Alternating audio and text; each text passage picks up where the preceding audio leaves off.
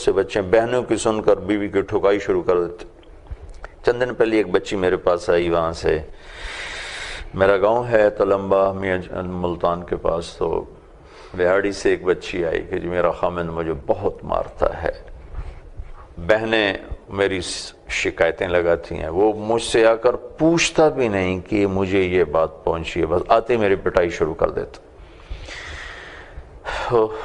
تو یہ آج کے اس مجلس میں یہ بتانا چاہتا تھا کہ خامند اور بیوی کا رشتہ یہ اللہ کی نشانیوں میں سے ایک نشانی ہے. من آیاتی ہی، تیرے رب کی بہت بڑی نشانی ہے، ان خلق لکم من انفسکم ازواجا لتسکنوا الیہا، کہ ہم نے تمہیں خامند اور بیوی کا رشتہ دیا تاکہ تمہیں سکون ملے.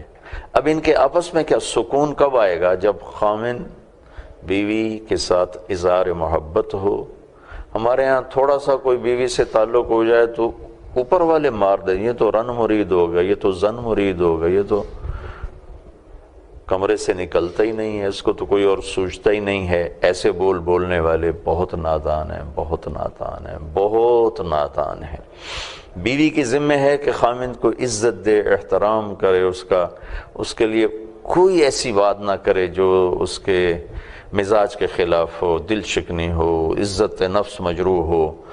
تو پھر یہ سکون بھی باقی رہے گا، محبت بھی باقی رہے گی. کچھ تو یہ خارجی عوامل ہیں جو اس رشتے کو توڑ رہے ہیں، کچھ ان میاں خامند بیوی کے اپنے اندر کی وہ نافہمی ہے، نہ سمجھی ہے کہ یہ ایک دوسرے کو وہ عزت اور احترام نہیں دیتے جس کا اللہ تعالیٰ نے، اللہ کے محبوب نے حکم دیا، مطالبہ کیا. تو وہ یعنی بیوی اگر نفل روزہ رکھنا چاہے تو خامند سے پوچھ کر رکھے. اگر خامند کہے آپ نے نہیں رکھنا تو بیوی کو حکم ہے کہ روزہ چھوڑ دے. رابعہ بصری رحمۃ اللہ علیہ رات کو روزانہ نفل پڑھتی تھیں ساری رات، تو غسل فرماتی اور خوشبو لگاتی، پھر اس کے بعد اپنے خامند سے پوچھتی آپ کو میری ضرورت ہے؟ اگر وہ کہتے نہیں، پھر کہتی مجھے اجازت ہے میں اپنے اللہ سے بات کر لوں.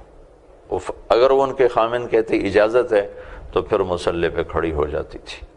تو نفل پڑھنے میں بھی آپ دیکھیں وہ اپنے خامند سے پوچھ رہی ہیں. تو آج میں 1300 سال کے بعد ان کی کہانی آپ کو سنا رہا ہوں کہ کس مقام کی وہ خاتون تھیں، کس درجے کی وہ خاتون تھیں.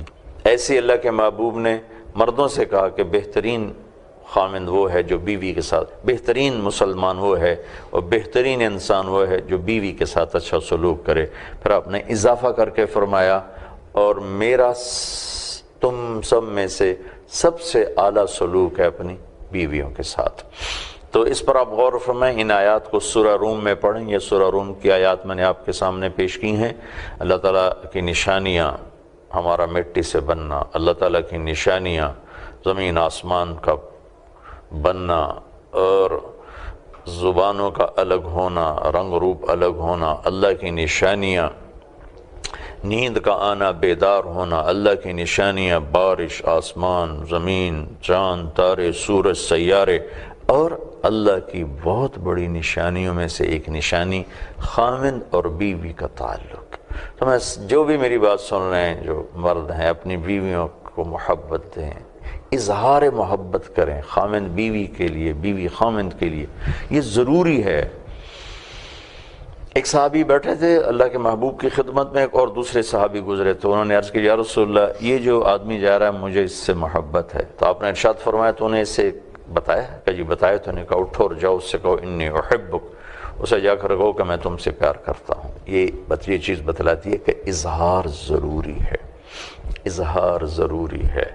جب آپ خامند بیوی کچھ ایک وقت ایسا مقرر کرو جس میں نہ موبائل بجے، نہ گھنٹی بجے، نہ ٹی وی چلے، نہ کوئی پروگرام چلے، نہ اخبار چلے، صرف آپ آپس میں بیٹھ کے اپنی باتیں کرو، ساتھ آپ کے بچے بیٹھے ہوں.